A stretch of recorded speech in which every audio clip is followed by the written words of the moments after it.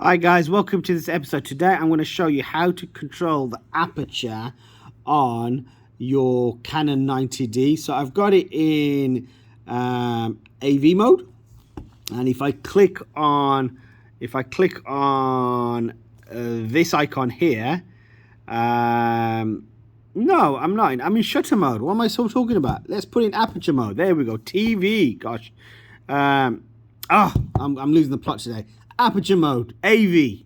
I knew I got that right. Sorry, folks. We all have a blip every single so often, and there was my blip for the day. So here's my aperture mode, and in order to change my aperture, all I do is click on the Q button, and my aperture show up. And as you can see, there is no shutter. I've got ISO.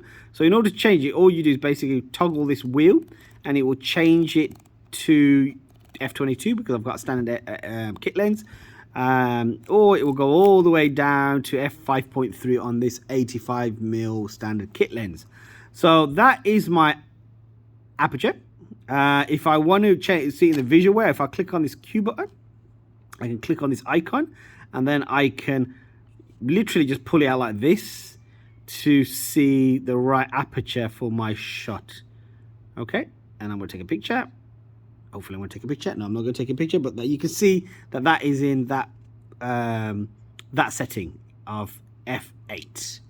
Obviously, aperture, the bigger the number, as you know, the bigger the number, the smaller the opening. Have I got that right? The bigger the number, the smaller the opening. The smaller the number, the bigger the opening. So obviously, it's like a little ring, isn't it? So that you're letting more light into the camera and vice versa. So that's the setting for aperture. Any questions, please do post. Thank you. Bye-bye.